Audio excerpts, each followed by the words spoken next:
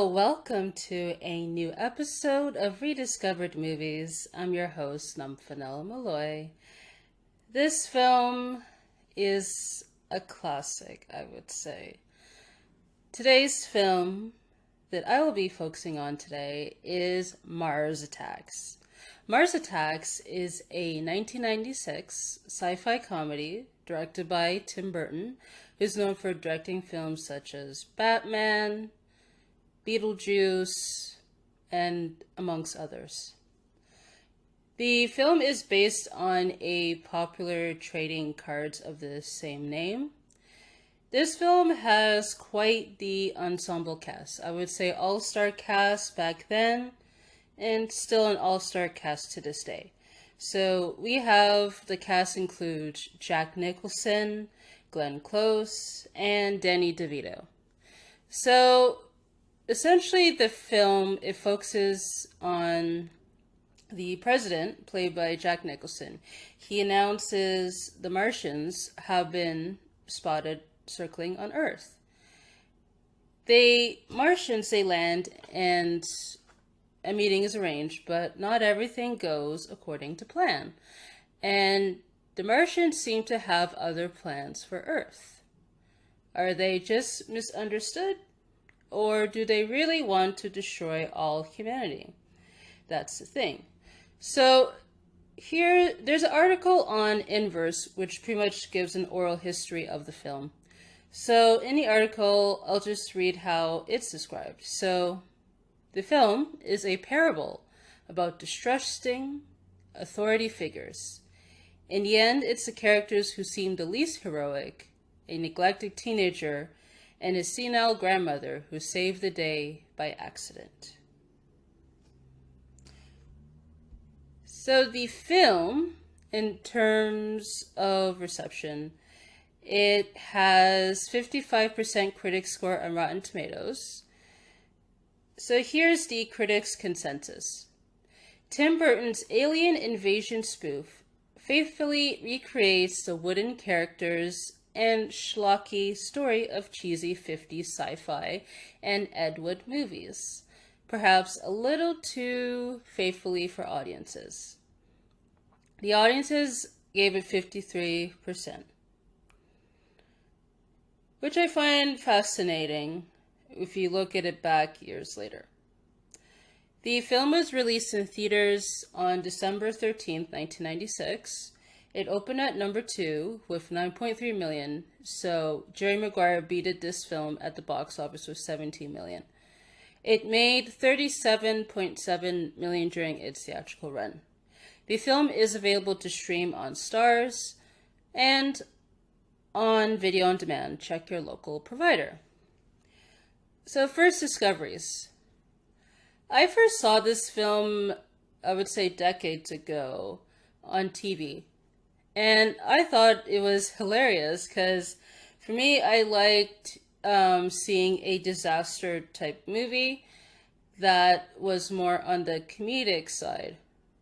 So I viewed it, as a comedy. But watching it years later, I wondered, is this film supposed to be a parody of, those types of movies? Or if it's meant to be more like a homage to those movies. So you could argue for both. I would say though, for me, at least I believe the intentions were for it to be like a homage to those movies that especially came out during the 50s and the 60s. So again, you could argue either way. I was also kind of surprised that this movie was a box office bomb because looking at the oral history, so apparently they were nervous because Independence Day was coming out and obviously didn't want to come out around the same time. So I believe it came out months before Independence Day. I know someone can fact check me on that. But yeah, so I would say after, because Independence Day was 97, I believe. Hang on, I am just checking. Oh, it actually came out in 96, because, yeah, Independence Day was in July 96, while Mars was in December. So it came out, yeah, just after Independence Day.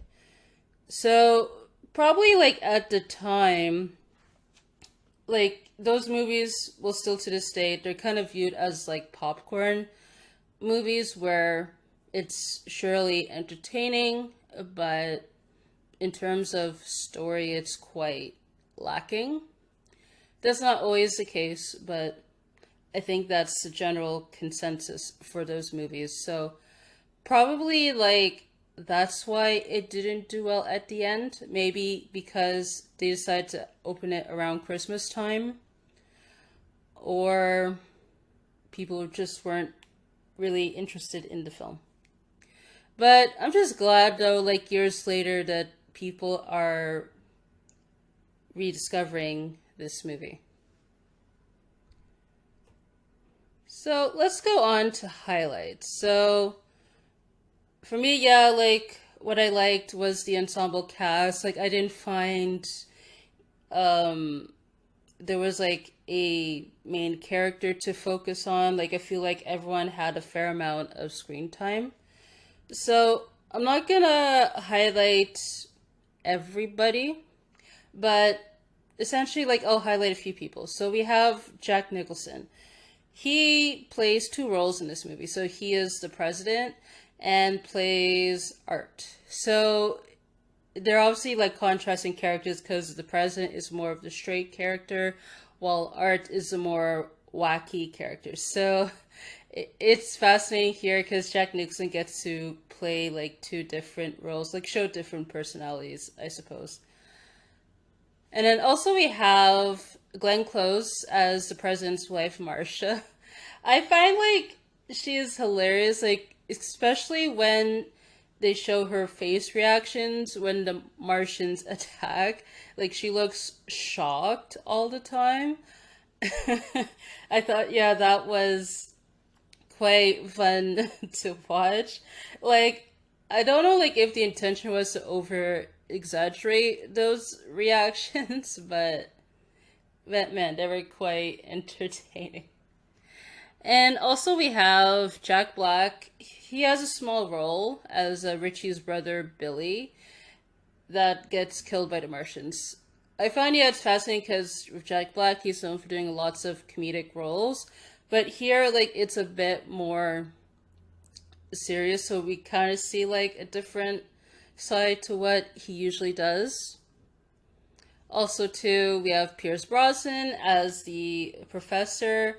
So clearly, though, like he's trying to like shed the 007 image because this came out like right after GoldenEye.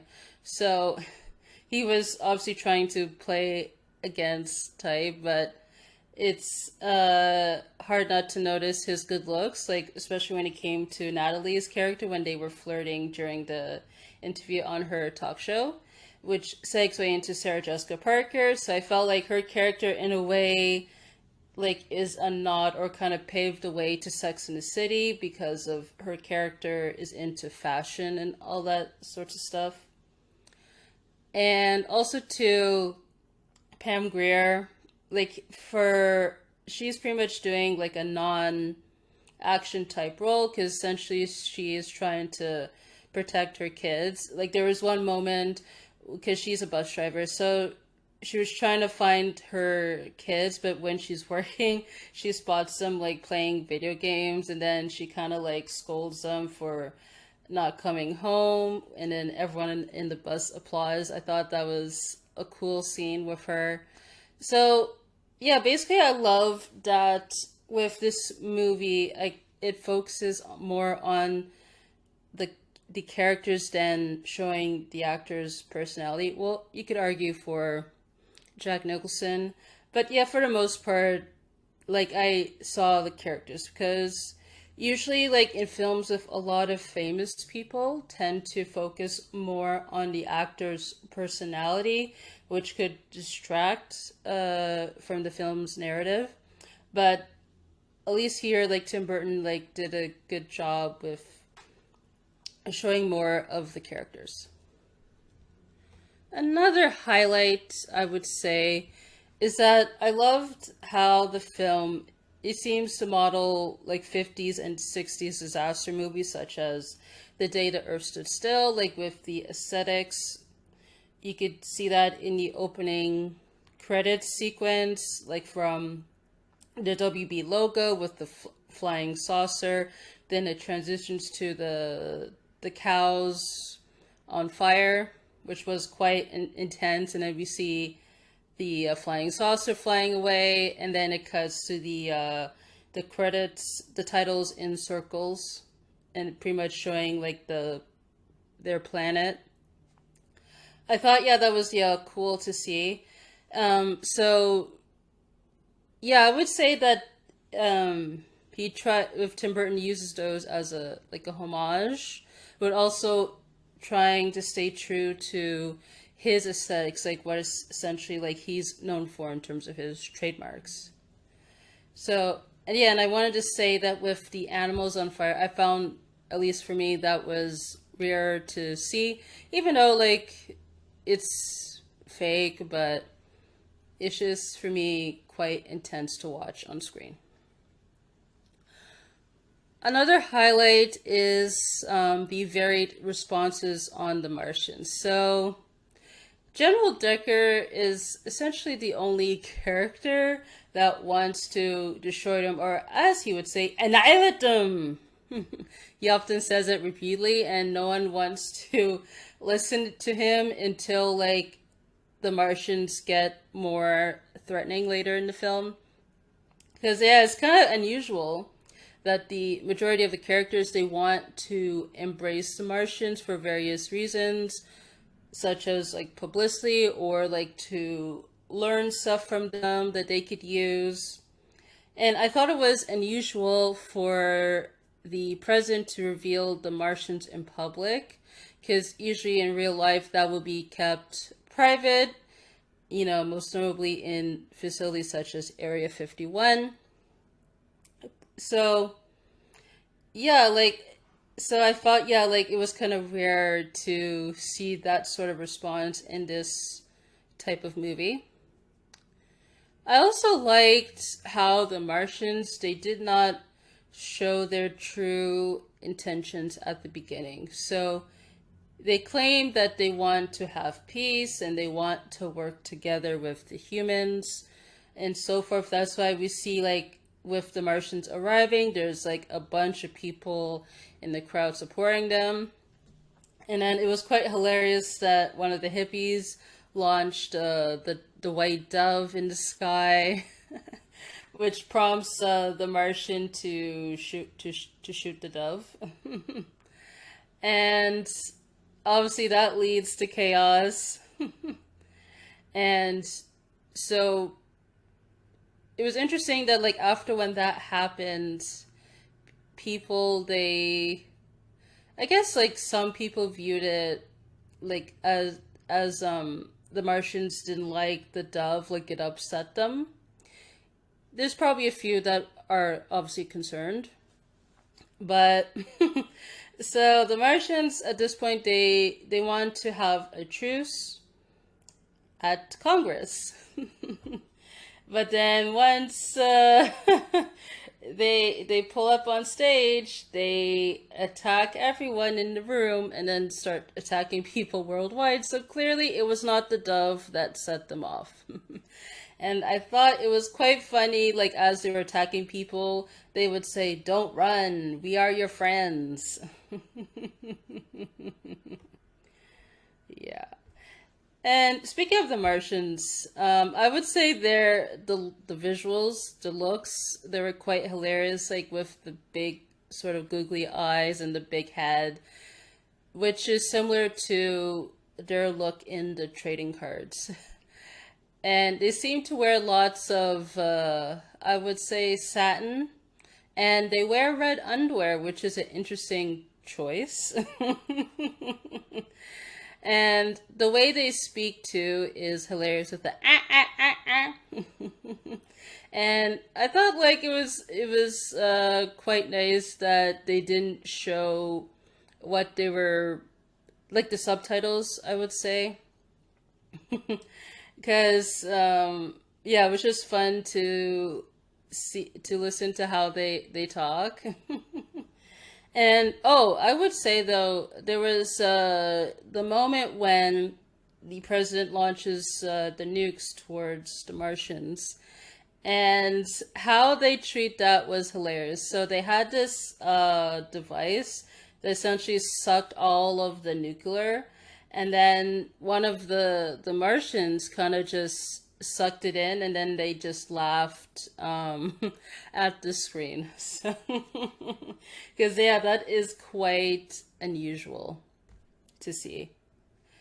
So yeah, I would say yeah, I loved that this is a fun movie that you could get a kick of, like with this sort of type of movie, because usually movies in these genres are more serious, but it was just nice to see it like in a different way. So that's why like I was wondering like, is this movie more like of a satire or a parody of those movies, or if it's meant to be strictly like a homage or a comedic version of those movies. That is up for you to decide. So in terms of lowlights, we could go into lowlights section.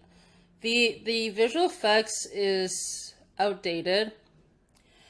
I don't know like if that was the intention in terms of the finished look of the Martians, but I would say looking at it from today's lens with all the visual effects that evolved, it's quite outdated. But again, if it's supposed to be intentional, I would give it a pass. And I thought, yeah, the when Marcia got killed by the chandelier in the White House attack, it was clear that it was a doll that was shown instead of her. But again, maybe that could be the intention. So one of like the key points is that when Grandma like accidentally pulls off her headphones as her music plays loud, which causes the Martians to die. So the music that is playing is Slim Whitman's Indian Love Call. So I wonder though, why does that song in particular kill the Martians? Are they sensitive to loud noises, which is why they die? Or is it that song in particular? That part for me was not clear.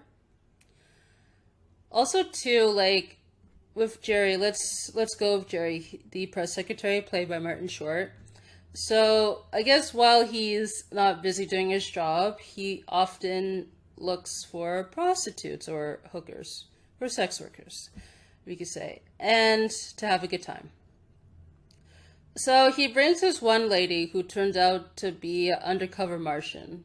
So the person is credited as Martian Girl. So why does the White House security not check the Martian Girl when she arrives with Jerry?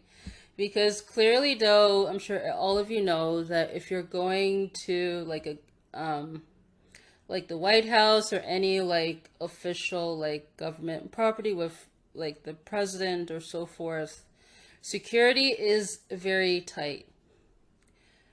But I'm guessing here the security guard probably just decides to give her a pass because she's with Jerry. Again, that does not make sense. But maybe too low because they're supposed to assume that it's a lady. Because if, let's say, they did that stuff, then the Martian Girl would have already killed like everyone at that point. So maybe too they wanted to have that element of surprise. But again, I thought, why?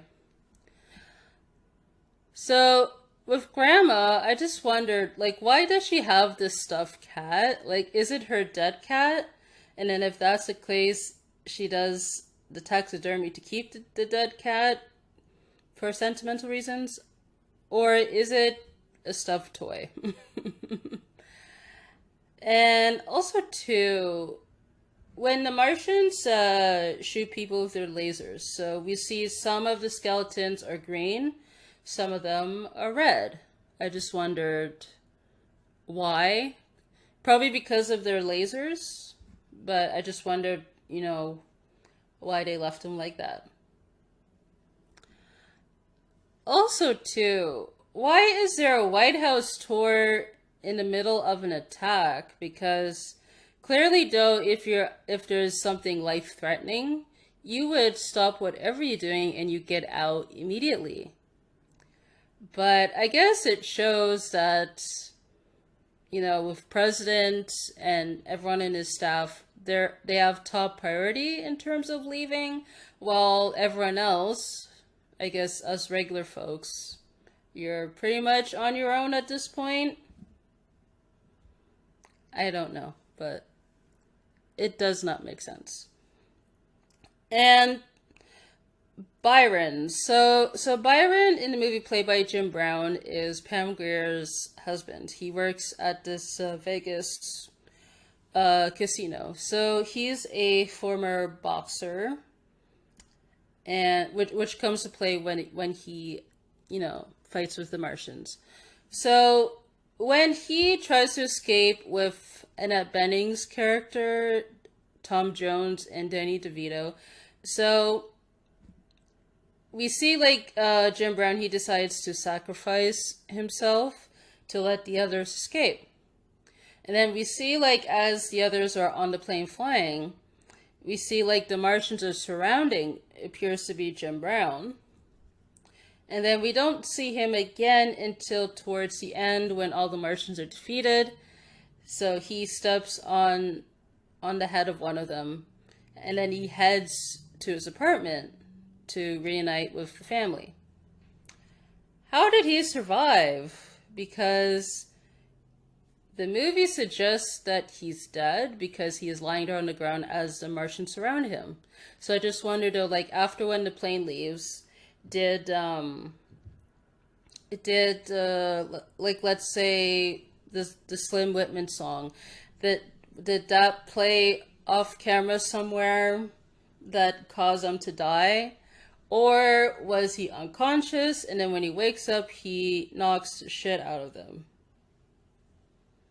Again, I don't know. That part was not clear for me. Now let's go on to trivia, some fun facts. So this movie has quite a lot of fun facts, so I'm not going to share everything. So as I mentioned, there's an article on Inverse, which gives an oral history of the film. So a point here from the article I wanted to mention. So the credited writer, Jonathan Gems, so he was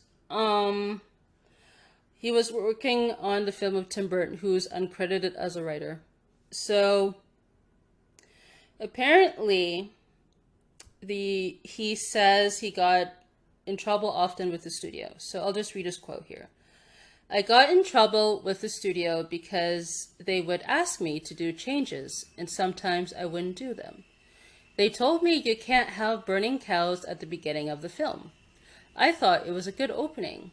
Every time I did a new draft, they'd say, the cows are still in, we can't have burning cows.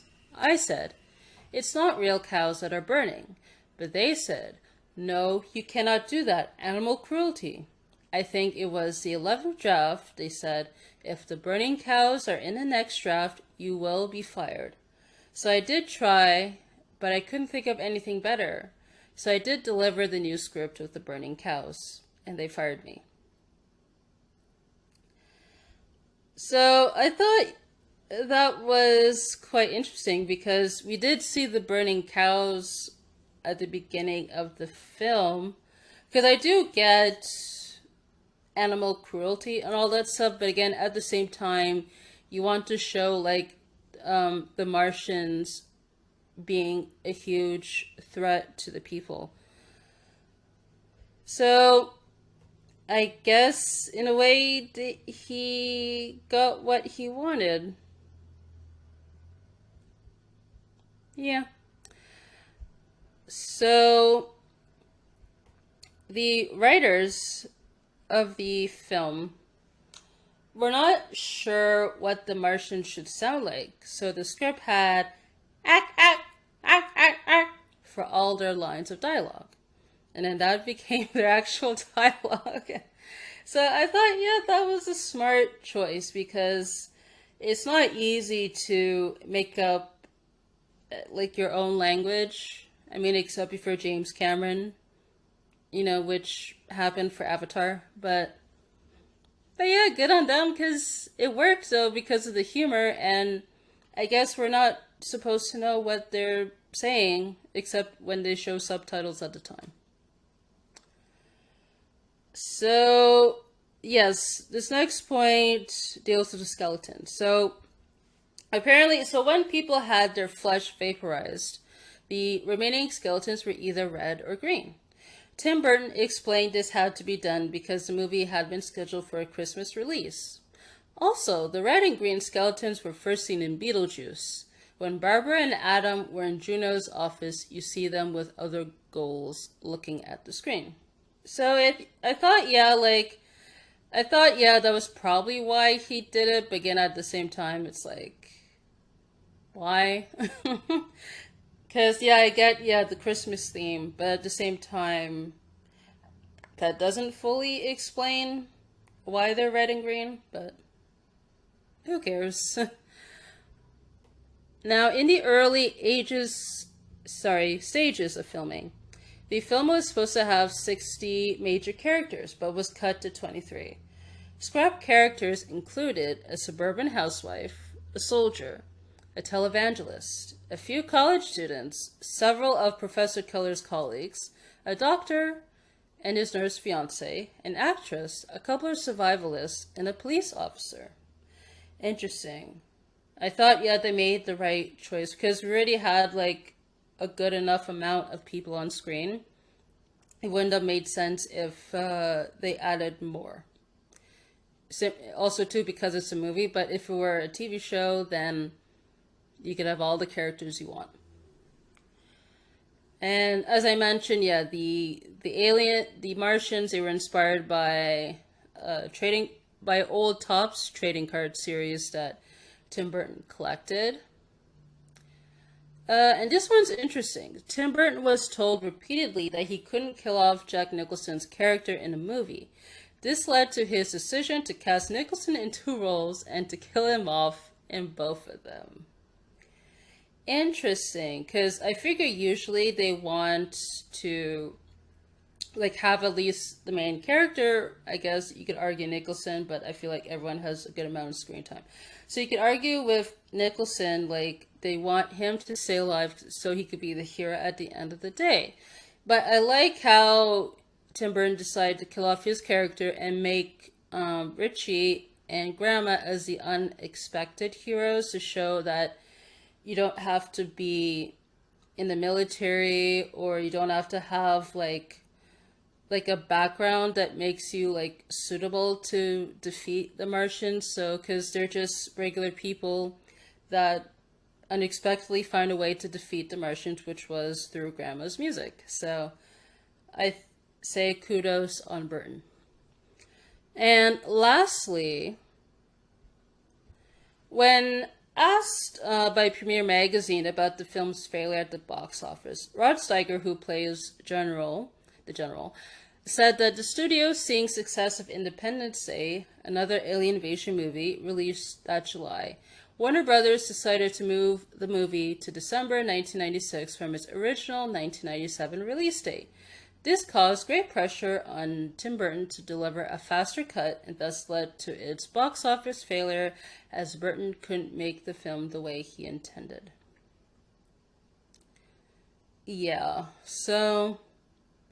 But I wonder, though, if the movie, let's say, was released in 97, would that make much of a difference in terms of its box office, or would it have made a difference? I don't know. Maybe, like, I would say it would have done a bit better because Independence Day came out in July 96, so... Maybe, but I don't know. Lastly, I usually ask this question. Should this movie be rediscovered? I say yes, it should. Because I love that the fact it's a comedy that's pretty much a, sorry. So it's pretty much a comedy version of an invasion movie, which is rare to see unless if it's meant to be a parody. So I loved that the villains, so with the Martians, their motives they're not clear. We can kind of guess they're clear, but at least, it's not obvious until the attack. The performances from everyone in the cast are solid, and I would say Tim Burton. If you love Tim Burton, I would say you like this movie.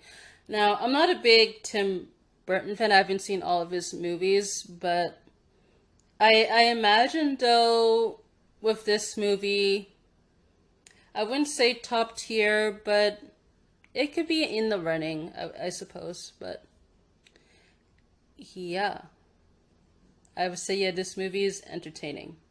So if you haven't seen it yet, please check it out. So that pretty much concludes this episode of the podcast. So you can follow myself on Twitter and Instagram at Nomfanelo. You can follow the podcast on Twitter and Instagram at RDMoviesPod and use the hashtag RDMoviesPod. You can answer the featured question on Spotify. So you could like, share, and subscribe to the podcast on your preferred platform. And you could submit questions, comments, and suggestions by email, which is rediscoveredmovies@gmail.com. Or you could also leave a short voice message on anchor.fm/rdmoviespod. Thank you so much for tuning in to this episode. Until next time.